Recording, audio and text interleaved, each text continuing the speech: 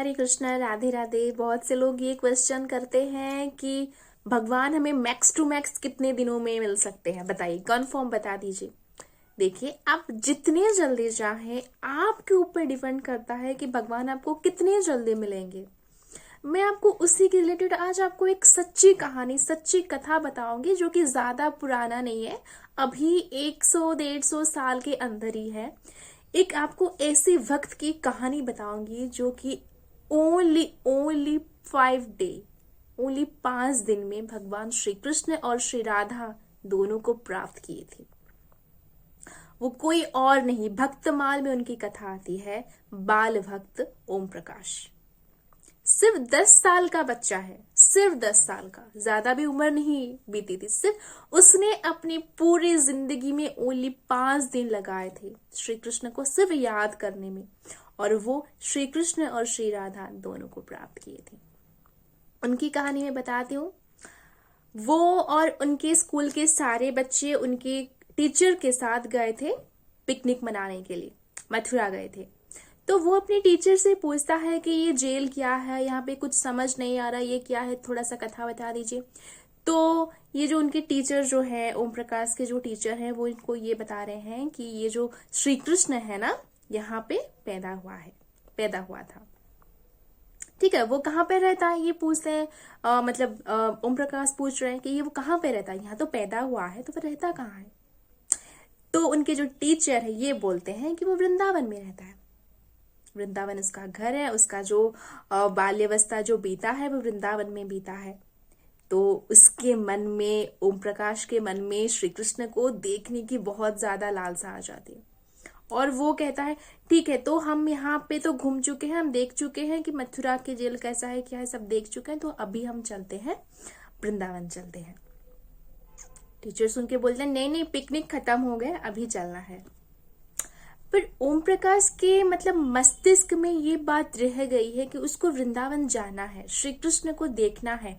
उनको ये नहीं पता कि वो श्री कृष्ण ही है, उन्हें बस इसको देखना, उसको देखना था कि जो कि मथुरा के जेल में पैदा हुआ है, और उसका जो बचपन जो है, बाल्यवन जो है, वृंदावन में बीता है। तो वो छुपकर एक जगह पे रह जाते हैं ताकि बाकी लोग उन्हें देख नहीं पाते हैं, और सभी लोग पिकनिक से घर चले जाते हैं। पर ओम प्रकाश जो है ना, वहां छुपकर रह जाते हैं। उनके पास गर्म वस्त्र भी नहीं थे, बस पास कुछ थोड़ा सा ही पैसा बचा था। ठीक है, बच्चे के पास कितने पैसे होंगे। और वो यहाँ वहां घूम रहे हैं, मुझे वृंदावन जाना है, कोई रास्ता दिखा दो। तो वहां कुछ लोग आते हैं, बोलते हैं कि वहां से ऑटो पकड़ो और जाओ, वृंदावन चले जाओ। तो बिना देर के ओम प्रकाश ऑटो पे बैठ जाता है, और जब आता है, वृंदावन आता है, तो ऑटो वाला वहां पे छोड़ देता, चलो चलो तुम जाओ, अभी वृंदावन आ गया है। वृंदावन आकर पैसे देकर ओम प्रकाश वहां से चला गया, वृंदावन आगे आगे चलता गया, और उसके पास जितने भी पैसे थे सब कुछ खत्म हो गए थे उस वक्त। पर उसको मंजिल नहीं मिल रही थी। वो सोचा शायद मैंने गलती कर दी आने में, यहाँ पे मैं वृंदावन में तो पहुंच गया, पर आगे कहाँ जाना है, वो जो जेलर वाले को कैसे देखना है, जो जेल में पैदा हुआ है, इससे मैं कैसे मिलूं, ये सोच रहे हैं। पर बार बार जब उनके हृदय में आया कि मैंने गलती कर दिया, अभी शायद मुझे चले जाना चाहिए यहाँ से, तभी शून्य में एक आवाज आया, ओम ओम। तो वो बच्चा यहाँ वहां देखने लगा, कौन मुझे बुला रहा है, वृंदावन में तो कोई मुझे जानता नहीं है, कौन मुझे बुला रहा है। तो हवा से ये आवाज आता है, नहीं नहीं नहीं नहीं, तुम यहाँ पर अपनी मर्जी से नहीं आए हो, मैं तुम्हें बुलाया हूँ, इसीलिए तुम यहाँ पे आए हो, और तुम अभी मेरे मेहमान हो। वृंदावन में घूमो फिरो, मुझसे मिलो और मिलकर ही जाना। ये बात सुनकर ओम खुश हो जाता है, चलो यहाँ पर मुझे किसी ने बुलाया है, इसीलिए मैं आया हूँ। तो वो धीरे धीरे चलता रहता है, पर उसको रास्ता नहीं मिल रहा था। पर वो जो आवाज जो सुना हुआ था ना, उस पर भरोसा करके वो चलता रहता है, और आकर वो यमुना मैया के पास पहुंच जाती। यमुना मैया के पास उसको एक काला सा बालक दिखता है, जो कि हाथों में डंडा लिए, धोती कुर्ता पहने हुए उसके सामने आता है, और पूछता है कि बच्चा तो यहाँ पे क्या कर रहा है, कुछ चाहिए क्या। ओम उस वक्त ये जवाब देता है कि हाँ, मुझे मिलना है उससे, जो कि मथुरा की जेल में पैदा हुआ है, जिसका कि बाल्यपन यहाँ पे बीता है। मुझे उससे मिलना है, उससे बात करना है, वो बहुत सुंदर है, मेरे टीचर बोलते थे। तो ये सारी बातें सुनकर वो जो ग्वाल वाल था वो हंसने लगा। अच्छा, तो उससे मिलना है तो उसके लिए तो तुम्हें प्रतीक्षा करनी होगी, वो तो ऐसे ही तुम्हें दर्शन नहीं देने वाला है। तो वो ओम प्रकाश कहता है, हाँ ठीक है, मैं प्रतीक्षा कर लूंगा, पर मुझे मिलना ही है। उस वक्त वहां बहुत ज्यादा ठंड हो रही थी और वो जो ग्वाल बालक जो था वो ओम प्रकाश को एक कंबल देकर वहां से चला जाता है। ठीक है, तुम प्रतीक्षा करो, वो तुमसे मिलने जरूर आएंगे। ओम तो एक ही जिद में अड़ा हुआ है, मुझे मिलना ही है, मथुरा में जो जेल में जो पैदा हुआ है उससे मिलना है, उससे बात करना है, उसको गले से लगाना है। तो वहां पर यमुना मैया के सामने एक पेड़ के पास, एक बरगद के पेड़ के पास वो कंबल ओढ़कर बैठ जाता है और प्रतीक्षा करता रहता है। कृष्णा, कब आओगे, कब आओगे तुम, कब मुझसे बात करोगे, कब अपनी कथा सुनाओगे, कब मुझे गले से लगाओगे। प्रतीक्षा कर रहा है। 1 दिन हो गया, कृष्णा नहीं आए। 2 दिन हो गया, कृष्णा नहीं आए। बातें धीरे धीरे फैलने लगी। 2 दिन हो गया, एक बेटा बच्चा भूखा प्यासा बैठा हुआ है, पर कृष्ण नहीं आ रहे। धीरे धीरे सारे लोग आ रहे हैं, उससे उससे पूछ रहे हैं क्यों नहीं खा रहा है, क्या चाहिए, पर वो बोल रहा है कि नहीं, मुझे श्री कृष्ण ही चाहिए, मथुरा में जो पैदा हुआ है वो मुझे चाहिए, मुझे उससे मिलना है, मैं बहुत दूर से आया हूँ। कुछ संत आ रहे हैं, मुझे खाना ऑफर करके जा रहे हैं, पर वो नहीं खा रहे हैं। 3 दिन हो गए, 4 दिन हो गए। 4 दिन के बाद जब वो कमजोर हो जाता है, फिर भी वो आस्था के साथ, विश्वास के साथ कृष्ण को बार बार बुलाया जा रहा है, कितना लेट कर रहे हो, कितना देर कर रहे हो, अभी तक क्यों नहीं आ रहे हो, मुझसे मिलने नहीं आओगे क्या। बार बार वो श्री कृष्ण को बुला रहा है। एक आश्रम से कुछ संत आए और उसको बोले, देखो, तुम जिससे मिलने आए हो वो तुम्हें जरूर मिलेंगी, पर उसके लिए तुम्हें ब्रजवासियों की बात को सुननी पड़ेगी। हम सब ब्रजवासी हैं, अगर तुम हमारी बात नहीं सुनोगे तो श्री कृष्ण कभी नहीं आएंगे। तो ये बात सुनकर ओम प्रकाश सोचने लगा, ठीक है, आप जो कहते हो मैं करूंगा, आप बताइए आप क्या कह रहे हो। तो वो कहते हैं, सारे ऋषि जो हैं, सारे संत जो हैं, वो बोल रहे हैं, तुम्हें खाना खा लो, कृष्ण आ जाएंगे, तुम्हारी भक्ति है, कृष्ण आ जाएंगे, पर तुम्हें ये खाना खाना पड़ेगा। तो ओम प्रकाश कहता है, ठीक है, मैं ये खाना खा लूंगा, पर मुझे 1 दिन का वक्त दीजिए। 1 दिन के बाद आपके हाथों का ही बनाया हुआ खाना मैं खा लूंगा, बस आप मुझे 1 दिन दे दीजिए। तो ऋषि मुनि सारे जो थे, संत जो थे, वो कहते हैं, ठीक है, 4 दिन तो भूखा रह ही चुका है, 1 दिन की बात है, सुबह से रात तक बीत जाएगी, चलो हम चलते हैं, करके वो लोग चले गए। और सब लोग जाने के बाद ओम प्रकाश जो है और ज्यादा बेचैन हो गया। कृष्णा, क्या मेरा उपवास, मेरा अपेक्षा, मेरा प्रतीक्षा सब कुछ ऐसे ही नष्ट हो जाएगा? क्या तुम सच में नहीं आने वाले हो? कि मैं अच्छा नहीं हूं, तुम्हें अच्छा नहीं लगता, तुम्हें आना पड़ेगा। रोए जा रहा है, रोए जा रहा है, श्री कृष्ण से बात किए जा रहा है, पर कुछ भी उसको सुनाई नहीं दे रहा है, ना कृष्ण के पद चिन्ह, ना कृष्ण की आवाज, कुछ नहीं हो रहा है। रात हो गई और वो जो संत लोग थे वो धीरे धीरे आ रहे हैं। ओम प्रकाश को उनकी पदध्वनि सुनाई दे रही है, पर श्री कृष्ण की नहीं। तो ओम प्रकाश के दिमाग में एक बात आई, कृष्णा, जब से मैं यहाँ पे आई हूँ, वृंदावन में हर कोई राधे राधे राधे राधे बोला जा रहा है, ये राधे है कौन?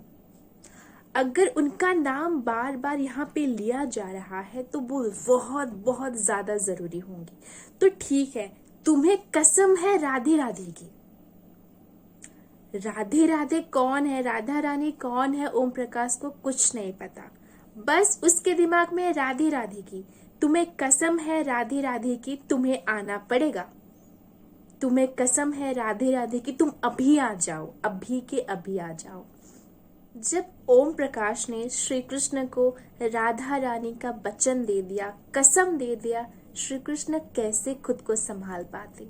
उसी वक्त श्री कृष्ण मुरली लेकर अपने फुल फॉर्म में ओम प्रकाश के सामने प्रकट हुए। उन दोनों में बहुत सी भावों की आदान प्रदान हुई।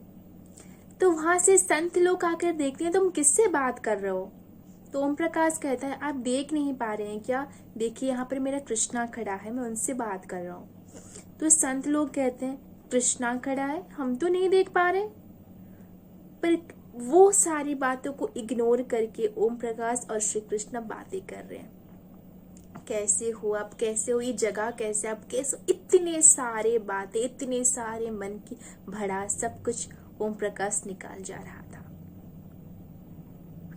आखिर में संत लोग कहते हैं, अगर तुम सच में श्री कृष्ण को देख पा रहे हो, बात करो, तो हमें भी दिखा लो, हम भी देखना चाहते हैं श्री कृष्ण को।